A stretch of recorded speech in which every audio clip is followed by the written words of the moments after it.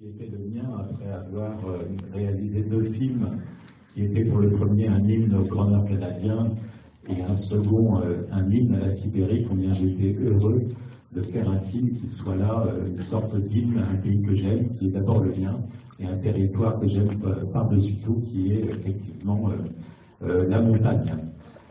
Ça correspondait aussi à un moment de ma vie où, après avoir rapatrié mes chiens de traîneau du Canada vers la France, pour être un petit peu cohérent avec mes idées, parce qu'il faut appliquer à soi-même ce qu'on recommande aux autres, ça correspondait à un moment où je faisais la promotion, on va dire, de plutôt aller passer un week-end dans les Alpes françaises plutôt qu'aux Seychelles. Il m'apparaît que dans le contexte qui est le nôtre, alors même qu'on n'a pas encore, mais ça va venir, imaginez des avions électriques qui marchent avec l'énergie solaire, qu'il était peut-être un petit intelligent d'utiliser cette période charnière pour, pourquoi pas, aller à la découverte de ce territoire absolument extraordinaire qu'est la France. Je vois qu'il y a ici beaucoup d'enfants qui, je l'imagine bien, n'ont pas voyagé autant que j'ai pu le faire, mais je peux vous dire que plus on voyage dans le monde, plus on se rend compte d'une chose, c'est qu'on a un des plus beaux pays du monde. Et en l'occurrence, les montagnes françaises sont parties de ces territoires qui sont tout à fait exceptionnels. C'est pour cette raison que, pour le tournage de ce film, j'ai tenu à tourner sur une année. Je ne voulais pas offrir simplement le spectacle de la montagne en hiver, c'est souvent celle que l'on connaît, mais montrer aussi que c'était autre chose, que c'était notamment la féerie de ces grands alpages en été, cette période absolument merveilleuse que j'aime moi par-dessus tout, qui est l'automne, qui est d'ailleurs bizarrement une période où en montagne il n'y a pas un touriste.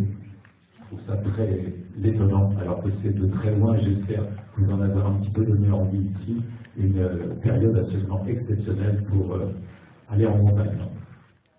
En ce qui concerne le tournage, je pense que vous aurez compris aussi, au-delà de la montagne, la difficulté, mais aussi la passion qui a été la mienne de diriger en tant qu'acteur un chien qui n'est pas facile, puisqu'il s'agit là d'un montagne des Pyrénées. C'est un chien qui est revenu à la mode depuis quelques années, puisque c'est lui qui protège les moutons contre les loups.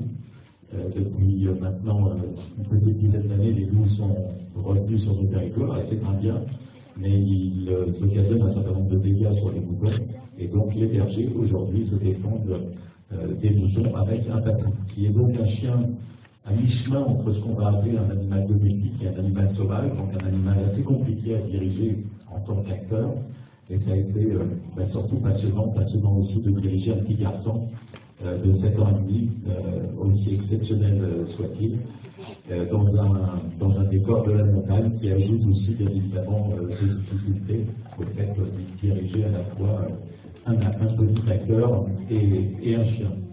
Au-delà de ça, je pense que vous aurez aussi pour les anciens retrouvé avec plaisir Mehdi, dont la maman est bien évidemment la propriétaire de cette histoire, elle et Sébastien.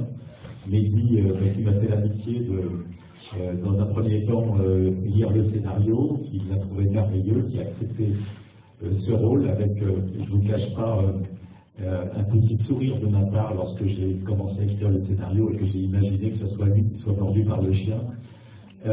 Et puis ensuite, une séquence que j'aime beaucoup, qui a été excessivement émouvante pour Mehdi, qui est cette sorte de passage de relais, lorsque effectivement, vous l'avez vu tout à l'heure, le petit Sébastien vient prendre des renseignements auprès du vieux Sébastien, on va dire, sur ce qu'est ce chien. Une scène très émouvante pour Mehdi, mais pour moi aussi, qui a été un amoureux fou de la série, qui aurait pu imaginer qu'un petit peu moins de 50 ans plus tard, je me retrouve avec le héros de mon enfance qui a été Mehdi sur un tournage. Ça a été un moment très beau, très émouvant, à l'image de ce que Mehdi est venu me dire au bout de quelques jours. Il est venu me voir en me disant ces mots magnifiques. Il m'a dit maman serait fière. Et c'est quelque chose qui m'a beaucoup touché parce que, encore une fois, je ne suis pas propriétaire de cette histoire. J'y ai mis beaucoup de cœur, beaucoup de passion, tout l'amour que j'ai pour tout ça, mais je voulais essayer de respecter un petit peu le parfum, ce qu'évoquait cette série, être proche du parfum, de l'atmosphère de cette série. Et Mehdi, qui dans un premier temps était un petit peu inquiet à l'idée qu'on abîme un petit peu le souvenir de ce bel et Sébastien, ensuite était rassuré et est venu me le dire avec beaucoup de sincérité et d'affection. Voilà ce que je voulais vous dire autour de ce film. Je sais pas si il y a effectivement les animaux sauvages, à l'image des chamois, des bouquins, des aigles, des gypaètes. Il y a comme ça un petit peu tous les habitants de la montagne dans ce film, qui sont des animaux qu'effectivement une équipe animalière a été chercher, c'est-à-dire que je leur ai commandé des images. Ils sont allés les chercher parfois avec plusieurs heures de marche, avec des porteurs, parce que ce sont des caméras très lourdes, pour aller au bout de l'hiver, au bout parfois de certaines crêtes de montagne, rechercher ces images. Et puis il y a la seconde catégorie, qui sont les animaux dressés ou imprégnés, à l'image du sanglier. Ce sont généralement des animaux dont il y a des images où on voit à la fois le chien, l'enfant, des chasseurs, l'animal. S'il fallait attendre qu'un sanglier passe devant Belle et Sébastien avec des chasseurs derrière, je pense qu'on pourrait patienter à peu près une vingtaine d'années, et encore on n'aurait pas, je pense, l'opportunité de pouvoir faire une image comme celle-ci. De la même façon, en ce qui concerne les loups, il s'agit là de loups imprégnés qui sont donc en quelque sorte dressés. Donc voilà, pour répondre à votre question.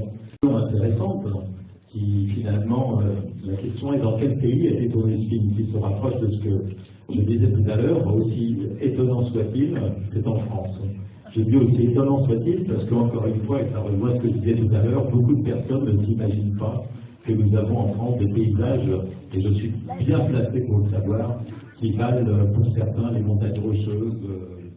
J'ai choisi est un chien qui appartient à un de mes amis qui conduit des chiens de traîneau. Et donc le chien est reparti dans son pays qui est les Pyrénées françaises.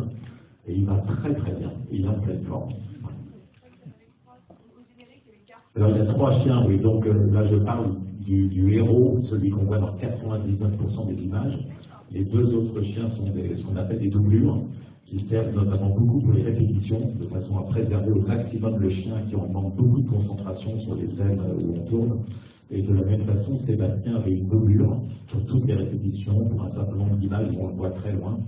Et donc là, je parle du chien principal. Ensuite, donc ça, des 2 autres qui sont retournés aussi à leur propriétaire. Et vivent en général en montagne pour les 3.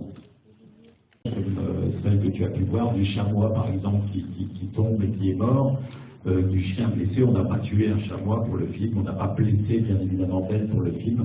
On utilise des effets, des axes caméra qu'il faut qu'on fait croire. Alors Belle, lorsque je disais tout à l'heure qu'on l'avait choisi parmi 104 chiens, le dresseur, la personne qui a supervisé tous les animaux, mais surtout le chien, a fait donc un casting. Moi j'ai demandé par exemple à ce que Sébastien, ce soit un petit garçon brun, entre 7 et 9 ans, qui ne fasse pas plus d'1m35. Et en ce qui concerne Belle, on a demandé que des chiens qui avaient plus de 1 an et moins de 3 ans et demi. Pourquoi? C'est parce qu'avant 1 an, les chiens sont très turbulents. Et donc sur un tournage, ils n'ont pas la capacité, la concentration pour pouvoir faire ce qu'on leur demande. Et au-delà de 3 ans, 3 ans et demi, ils ont pris souvent des mauvaises habitudes. Et donc on a beaucoup de mal à leur apprendre. Donc pour l'âge idéal, c'est à peu près 2 ans. Et c'est l'âge que donc Belle avait. Le résultat d'un très gros travail qui s'appelle le montage, c'est-à-dire plus de 6 mois de travail où on va trier environ 60 heures d'images pour fabriquer 1 heure et demie. Des images, il y en a 24 pour faire 1 seconde, et parfois on travaille sur 1 image, 2 images, 3 images pendant des heures. C'est donc un grand travail, et c'est pour ça que c'est 8-10 heures par jour de travail pendant presque 6 mois. Donc le montage est une des parties de fabrication du film qui est excessivement importante. C'est un projet à très court terme qui est je pars moi dans très exactement 10 jours pour renouer avec ce que j'aime le plus au monde, c'est que je vais retrouver mes chiens de traîneau pour un grand voyage de 3-4 mois en plein hiver au travers de la Sibérie, la Mandchourie, la Mongolie, des territoires que je ne connais pas et la découverte desquels je pars donc pendant 4 mois. Et au retour, je vais m'attaquer à une adaptation d'un roman que j'ai écrit sur la rue Everlord en Alaska, auquel Jack London a participé. Voilà donc à court terme mes projets. En tout cas, Et je tiens à vous dire... Merci beaucoup. Donc, ce qui a été le plus difficile, c'est définitivement les scènes en hiver avec le chien et l'enfant dans la neige vierge.